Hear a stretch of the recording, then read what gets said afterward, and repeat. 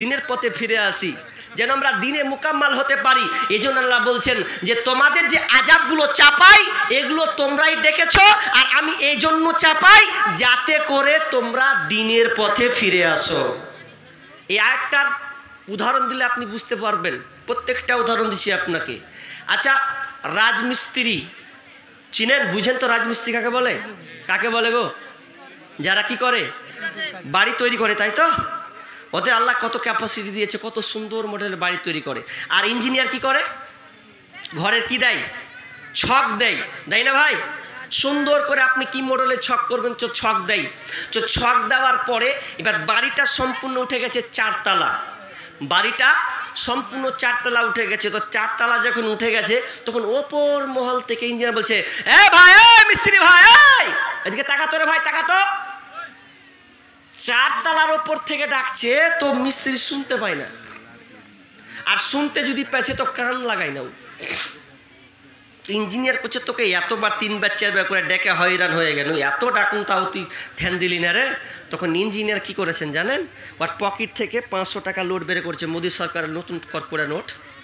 500 টাকা বের করে ওর সামনাসামনি ফেলছে। তো সামনাসামনি ফেলছে যখন, তখন টাকাটা পড়ে গেছে।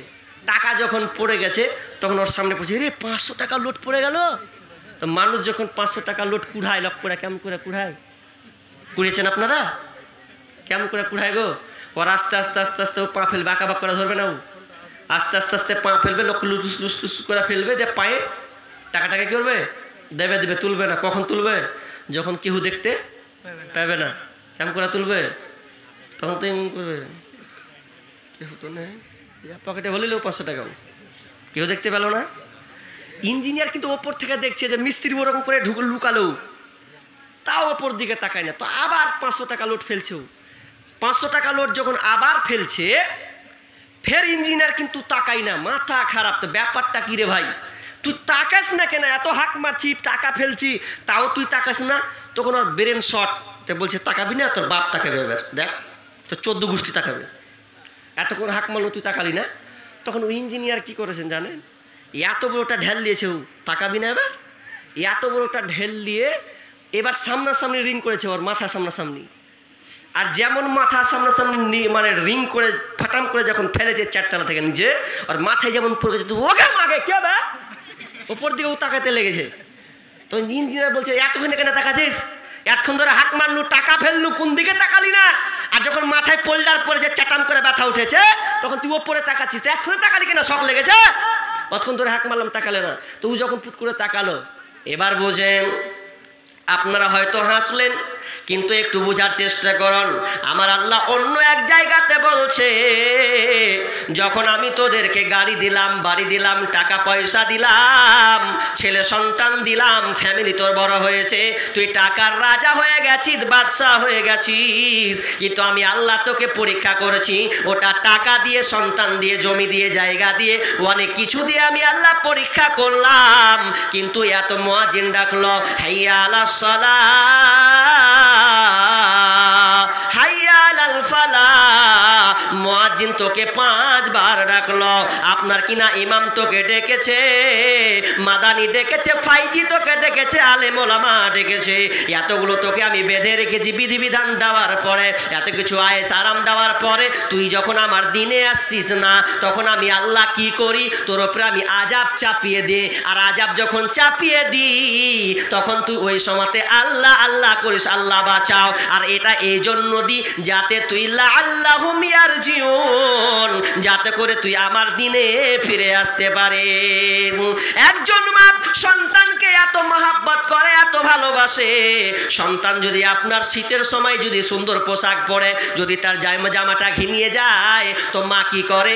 মা দেখতে পারে না, মা আবার ওই সন্তানটাকে পুকুরে নিয়ে চলে যায়, দিয়ে ওকে আস্তে আস্তে করে একটা থাবা মারে, বড় আর করবি কোনোদিন, লে আবার ঠেলা, পুরো জামাকে খুলে দেয়, আপনার কলের গোড়ায় হোক কিংবা আপনার পুকুরের ধারে হোক, নিয়ে বাচ্চাটাকে সম্পূর্ণ আপনার কিনা পোশাক খুলে দিয়ে তাকে যখন গোসল করে দেয়, বাচ্চাটা কাঁদে কি কাঁদে না? কাঁদে। ঠান্ডার দিন কাঁদবে, আর মা তাকে আদর করে বকবে, আর করবি করলে ঠেলা বোঝ। ঠিক তেমনি ভাবেন আমার আল্লাহ বলছেন, বান্দারে, এতে তুই হতাশ হয়ে যাস না। তুই যখন অপরাধগুলো করিস, আমি আল্লাহ চাই না তুই পাপাচার করে তুই আমার কাছে আসবি, এটা আমি আল্লাহ চাই না। বরং আমি তোমাকে আযাব দিয়ে দিই, আর আযাব দেওয়ার পর যাতে বান্দা তুই সংশোধন হয়ে যাস, যেন তুই আমার দিনে ফিরে আসতে পারিস, এই জন্য আমি আল্লাহ আযাবগুলো পাঠাই এবং আল্লাহ তোকে ক্ষমা করে দে। ওয়ামা আসাবাকুম মিন মুসিবা ফাবিমা কাসাবাত আইদিকুম ওয়া ইয়াফু আন কাসীর। আল্লাহ সুবহানাহু ওয়া তাআলা বলছেন, ওয়ামা আসাবাকুম মিন মুসিবা, যত বালা মুসিবত তোমাদের আছে ফাবিমা কাসাবাত আইদিকুম, এগুলো তোমাদের হাতের কামাই, ওয়া ইয়াফু আন কাসীর, অনেক অপরাধ আল্লাহ তোমাকে ক্ষমা করে দেয়। জি ভাই, শেষে একটা কথা বলি, যদি আপনার গায়ে জ্বর আসে এটাকে গালি দিয়েন না। ইবনে মাসউদ রাদিয়াল্লাহু তাআলা আনহু বলছেন, যখন আমি আল্লাহ রাসূলের খিদমত করতে গেলাম, তো খিদমত করার সময় আল্লাহ রাসূলের গায়ে জ্বর, তো বলছে আল্লাহ রাসূল আপনার গায়ে জ্বর? বলছে জ্বর মানে তোমার মতন দুটা লোকের সমান দ্বিগুণ আমার গায়ে এখন জ্বর। বলছে জ্বর হলে কি হবে ফায়দা? বলছে মানুষের কোনো মুমিন বান্দার যদি গায়ে জ্বর হয়, তো জ্বরের মাধ্যমে আল্লাহ তাআলা তার পাপ মোচন করে দেন।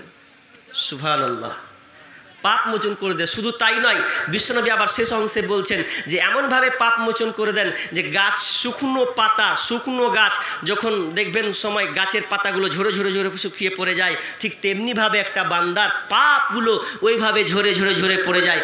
অতএব খবরদার, জ্বর হলে কখনো নিজেকে গালি দিবেন না, দেওয়ার চেষ্টা করবেন না। এটা আল্লাহর পরীক্ষা, আল্লাহ আপনাকে ভালো রাখবেন, আল্লাহ আপনার গুনাহ মাফ করবেন। এই জন্য আল্লাহ সুবহানাহু ওয়া তাআলা আপনাকে কি করেছেন? পরীক্ষা করেছেন। দেখেন, আরও অনেক লম্বা বিষয় আছে, আমি যাব না, কারণ আমার ট্রেন আছে একটা 10টা প্রায় 50 এরকম ট্রেন আছে।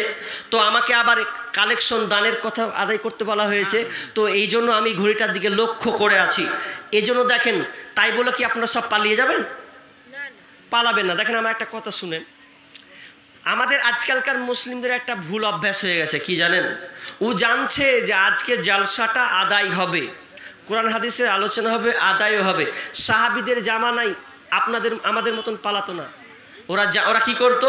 যদি দান দিতে নাও পারতো তো দাঁড়িয়ে দাঁড়িয়ে থাকতো, বসে থাকতো, দোয়া করতো যে আল্লাহ আমি পারি না, তো আমার ভাই পারবে, তো আল্লাহ তুমি ওকে দেওয়ার তৌফিক দাও।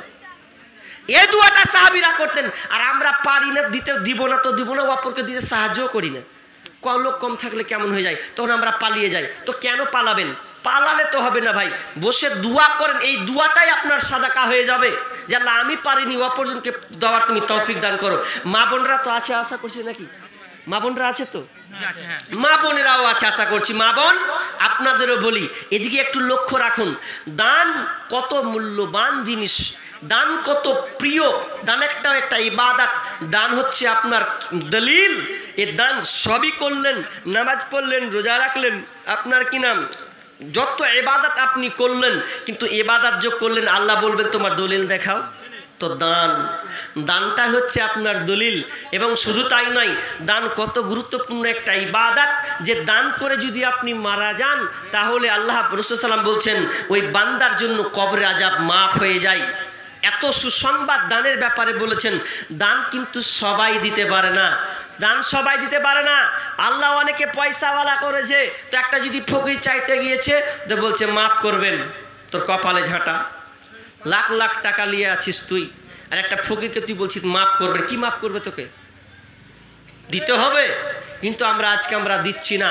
ভাই, এখানে কেউ আছেন যে আল্লাহর হস্তে 10,000 টাকা একজন দিবেন আর 5,000 টাকা 5 জন দিবেন? কম করে চাই, যদিও আদায় হয়েছে আগে। তো এটা আমি আপনার জন্য অফার রাখলাম, এই অফারটা হাতছাড়া করলে কিন্তু হবে না। আমি একজন মেহমান মানুষ, মুসাফির মানুষ, আপনাদের এখানে আছি, দোয়া করব। রাসূল সাল্লাল্লাহু আলাইহি ওয়াসাল্লাম বলেছেন মুসাফিরের দোয়া আল্লাহ কবুল করেন। এই নিয়ত করে আপনি আজকে পকেট থেকে টাকা বের করুন যে আল্লাহর উদ্দেশ্যে আমি দিলাম। এটা মসজিদের জালসা তো নাকি?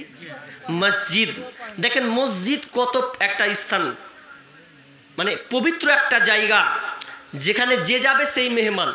মসজিদে যে আশ্রয় নিবে বিষ্ণু বলছেন ও হচ্ছে মেহমান। আর মসজিদ এত সুন্দর জায়গা, কোনো বান্দা যদি মসজিদে বসে যদি তার ইবাদত তাসবিহ তাহলিল করে যতক্ষণ পর্যন্ত না যাবে ততক্ষণ পর্যন্ত ফেরেশতারা তার জন্য দোয়া করতে থাকে। কিন্তু বাজারে আপনার জন্য কেউ দোয়া করবে, কারণ বাজারটা হচ্ছে একটা নোংরা জায়গা। অতএব আমি বলতে চাচ্ছি কি, যে আসুন না, একজন এরকম আছেন 10,000 টাকা দিবেন, 5 জন 5,000 টাকা দিবেন, আর না পারলে 1,000 টাকা করে অন্তত দিবেন। আসেন ভাই, কেউ আছেন? দেখেন, দুনিয়া, টাকা পয়সা, গাড়ি বাড়ি এগুলো সব থেকে যাবে, কিছুই থাকবে না, সব দুনিয়ায় পড়ে যাবে, আপনি চলে যাবেন। শোনরে মানুষ ভাই, জীবনের কোনো মূল্য নাই।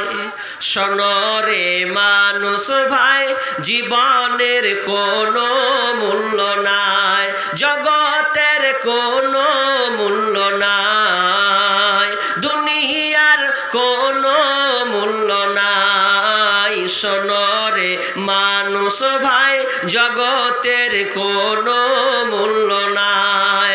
শোনরে মানুষ ভাই, দুনিয়ার কোনো মূল্য নাই। যতই করো পাকা বাড়ি। জাহাঙ্গীর ভাই 1,000 টাকা কই? আচ্ছা, 1,000 টাকা দিয়েছেন ভাই। আল্লাহুম্মা সাল্লি আলা আল্লাহুম্মা বারিক আলাইহি হায়াকাল্লাহ বারাকাল্লাহ। আল্লাহের দানকে তুমি আল্লাহ কবুল করে নাও। রব্বুল আলামিন যে উদ্দেশ্যে দান করেছেন, আল্লাহের দানকে তুমি আল্লাহ কবুল করে নাও। ভাই বলেন, 1,000 টাকা করে বলেন, মায়ের জন্য দেন, আব্বার জন্য দেন, ছেলের জন্য দেন, যে সন্তান অসুস্থ হয়ে আছে, অনেক 5 মাস 10 মাস 1 বছর ধরে দেখাচ্ছেন, ওর ভালো হচ্ছে না, আপনি